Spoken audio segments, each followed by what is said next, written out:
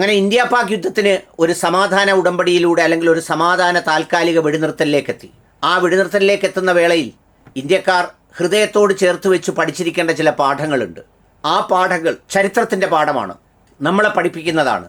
എന്തുകൊണ്ട് അങ്ങനെ പാകിസ്ഥാനായി, എന്തുകൊണ്ട് നമ്മുടെ ഇന്ത്യ ഇങ്ങനെയായി, എന്തുകൊണ്ട് നമുക്ക് ഒറ്റക്കെട്ടായി നിൽക്കാൻ കഴിഞ്ഞു, എന്തുകൊണ്ട് ഈ പറയുന്നത് പോലെ നമ്മുടെ രാജ്യത്ത് അട്ടിമറികളോ അല്ലെങ്കിൽ ഈ പാകിസ്ഥാനിലെ പോലെ ഭീകരവാദികൾ പിടിമുറുക്കുന്ന സ്ഥിതിയോ ഇല്ലാത്തതെന്ത്.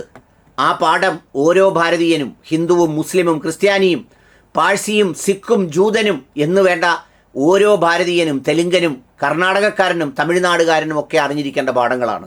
അതിനെക്കുറിച്ച് ചിലത് പറയാനുണ്ട്. ഇന്ന് ഈ പാകിസ്ഥാൻ എന്ന് പറയുന്ന മിലിറ്ററിയാൽ നയിക്കപ്പെടുന്ന ഭീകരർക്ക് വലിയ സ്വാധീനമുള്ള ആ ഒരു ഭീകര ലോകം പോലെ മാറിക്കൊണ്ടിരിക്കുന്ന ആ രാജ്യം ചെയ്തു കൂട്ടുന്ന ചെയ്തികളെക്കുറിച്ച് നമ്മൾ ചിന്തിക്കുമ്പോൾ അതിൽ നിന്ന് നമുക്കൊരു റെഫറൻസ് പോയിൻ്റ് ഉണ്ട്, പഠിക്കാനൊരു പാഠമുണ്ട്.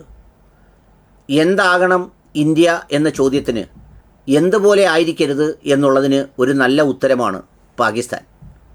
അതുകൊണ്ട് അത് ശ്രദ്ധാപൂർവം ഓരോ ഭാരതീയരും മനസ്സിലാക്കിയിരിക്കേണ്ടത് വളരെ അത്യാവശ്യമുള്ള കാര്യമാണ്. ഒരു ഉദാഹരണത്തിന് പറഞ്ഞാൽ, രണ്ട് രാജ്യങ്ങളും ഒരുപോലെ ജനിച്ചതാണ്. നമ്മൾ സാറിന് പറയും രണ്ട് മക്കളും ഇരട്ടക്കുട്ടികളായിരുന്നു എന്ന് പറയുന്നത് പോലെ ഒരുപോലെ ജനിച്ചതാണ് ഇന്ത്യയും പാകിസ്ഥാനും. നമ്മുടെ കൂട്ട് തന്നെ വിഭജിച്ചു. നമ്മുടെ സ്വത്തുക്കളിൽ നിന്നും ഖജനാവിൽ നിന്നും മഹാത്മാഗാന്ധി അടക്കമുള്ളവർ നിർബന്ധപൂർവം അതിന് നിശ്ചിതമായൊരു തുകയും നൽകി യാത്രയാക്കി. ബ്രിട്ടീഷുകാരാണ് വെട്ടിമുറിച്ചത്, യാതൊരു തർക്കവുമില്ല, ആർക്കും ആശങ്കയ്ക്ക് വകയില്ല. ഈ പറയുന്ന പാകിസ്ഥാൻ്റെ ജിന്ന അടക്കമുള്ളവർക്ക് അവിഭക്ത ഇന്ത്യയുടെ നേതാവായിരിക്കണമെന്നുള്ളതിനപ്പുറത്ത് ഇതുപോലൊരു കഷ്ണം കയ്യിൽ കിട്ടുമെന്ന് വിചാരിക്കുകയോ അല്ലെങ്കിൽ അദ്ദേഹം ഒരു മതതീവ്രവാദിയോ ഒന്നുമായിരുന്നില്ല, നിരീശ്വരവാദിയായിരുന്നു, മദ്യം കഴിക്കുന്ന ആളായിരുന്നു. അതൊക്കെ ചരിത്ര പുസ്തകം വായിച്ചു നോക്കിയാൽ മനസ്സിലാവും. പക്ഷേ ഇത് വെട്ടിപ്പിളർന്ന് അങ്ങോട്ട് കൊണ്ടുപോയി. എന്നിട്ട് എന്താ ചെയ്തത്? മതോന്മത്തതയിൽ, മതത്തിൻ്റെ ഉന്മാദാവസ്ഥയിൽ ഒരു രാജ്യം ഉണ്ടാക്കി.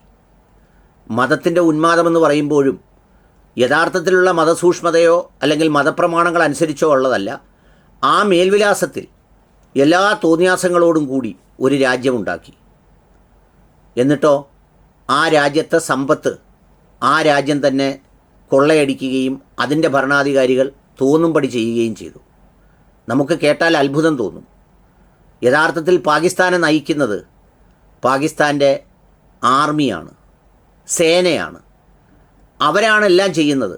അവരുടെ സ്വാതന്ത്ര്യം എന്ന് പറഞ്ഞാൽ നമ്മുടെ രാജ്യത്തെ ജനാധിപത്യ വ്യവസ്ഥയിൽ അധികാരത്തിലേറുന്ന ഒരു പ്രധാനമന്ത്രിക്കോ മുഖ്യമന്ത്രിക്കോ ഉള്ള സ്വാതന്ത്ര്യം പോലെയാണ് അവിടെ സേനകളുടെ ഉയർന്ന ഉദ്യോഗസ്ഥർക്ക്.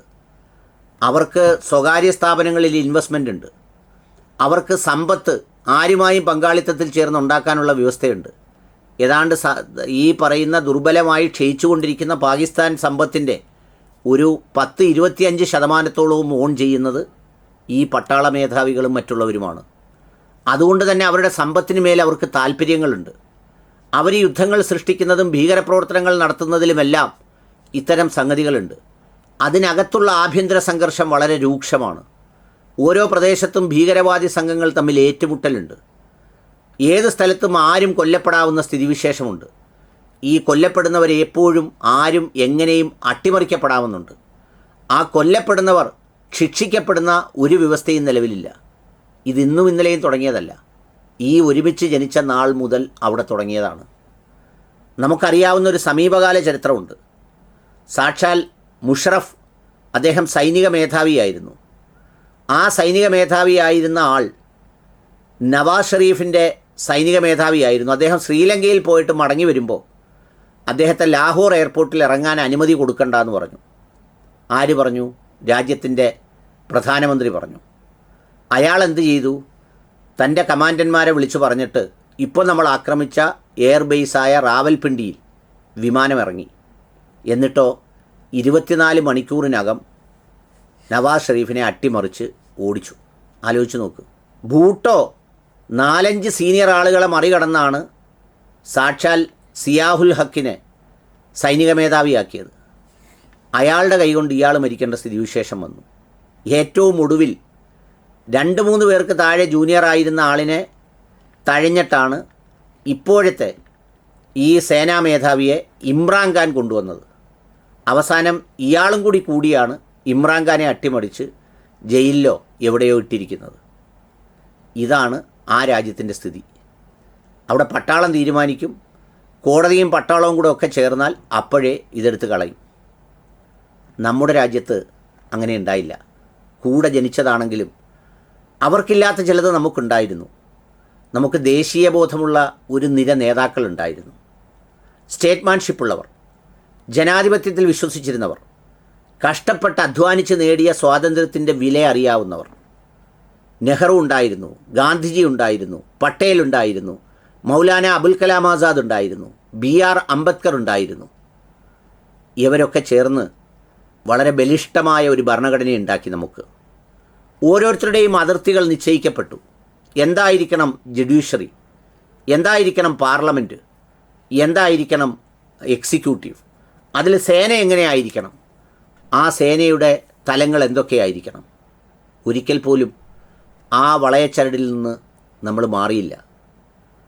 നമുക്കിടയിൽ ചരിത്രപരമായും ഒക്കെയുള്ള ഒരുപാട് ആന്തരിക സംഘർഷത്തിൻ്റെ ഒരുപാട് വിത്തുകൾ ഉണ്ടായിരുന്നു. പക്ഷേ അതൊക്കെ വളരെ ദീർഘജ്ഞാനികളായ നമ്മുടെ രാഷ്ട്രതന്ത്രജ്ഞന്മാർ ചിലതൊക്കെ മൂടിവെച്ചു. ചിലതൊന്നും ചർച്ചയ്ക്കെടുത്തില്ല, ചിലതൊക്കെ വിഷയമാക്കിയില്ല, ചിലതിനെയൊക്കെ മറ്റ് ചില രൂപങ്ങളിലേക്ക് രൂപപ്പെടുത്തി. ഇന്ന് പിൽക്കാലത്ത് നമ്മൾ മറ്റു പല കാരണങ്ങൾക്കും വേണ്ടി ചിലതെടുത്ത് അവരെയൊക്കെ നമ്മൾ തെറി പറയും, ആക്ഷേപിക്കും. നെഹ്റുവിനെ പറയും, ഗാന്ധിജിയെ പറയും, പട്ടേലിനെ പറയും. അവരെയൊക്കെ തമ്മിലുള്ള ഭിന്നത ആഘോഷിക്കും. പക്ഷേ അവരൊക്കെ തന്ത്രപരമായി ഭിന്നിച്ചിട്ടുണ്ട്, തന്ത്രപരമായി ഒന്നിച്ചിട്ടുണ്ട്. ചിലത് മൂടി വച്ചിട്ടുണ്ട്, ചിലത് ഉയർത്തിയിട്ടുണ്ട്, ചിലതിനെ ബാലൻസ് ചെയ്തിട്ടുണ്ട്. ആ ബാലൻസിങ് ആണ്, ആ സംഗതികളാണ് നമ്മളെ ഇവിടെ എത്തിച്ചത്. യഥാർത്ഥത്തിൽ വിഭവങ്ങളിലും റിസോഴ്സസിലും ഭൂപ്രകൃതിയിലുമൊക്കെ പാകിസ്ഥാൻ ഒരിക്കലും പിന്നിലായിരുന്നില്ല. നമ്മളിന്ന് ലോകത്തിലെ 3ാമത്തെയോ 4ാമത്തെയോ എക്കണോമിയാണ്. നമ്മുടെ GDPയും പാകിസ്ഥാനുമായൊന്നും താരതമ്യം ചെയ്യാൻ കഴിയില്ല. നമ്മുടെ GDP അതിനേക്കാളൊക്കെ എത്രയോ മുകളിലാണ്. നമ്മുടെ ഗ്രോത്ത് എത്രയോ വലുതാണ്. 6.7 മറ്റോ ആണ്, എന്തായാലും 7 താഴെയാണ്. അവിടെ എത്രയാണ്? 2 2.5 ഒക്കെയാണ്. നമ്മുടെ ആളോഹരി കടം അവിടവുമായി താരതമ്യം ചെയ്യാനൊക്കില്ല. അത് അഴിമതിയുടെ കൂത്തരങ്ങാണ്. ഈ പറയുന്ന എല്ലാത്തരം ഏറ്റുമുട്ടലുകളുടെയും ഇടമാണ്. നമ്മുടെ രാജ്യം അങ്ങനെ ആയിരുന്നില്ല, അങ്ങനെ ആകാനും പാടില്ല എന്നൊരു വലിയ പാഠം കൂടി ഒറ്റക്കെട്ടായി നമ്മൾ നിൽക്കുന്നൊരു ഗുണപാഠത്തിലുണ്ട്. അതുകൂടി ഭാരതീയരായ നാം മറന്നു പോകാതിരിക്കണം.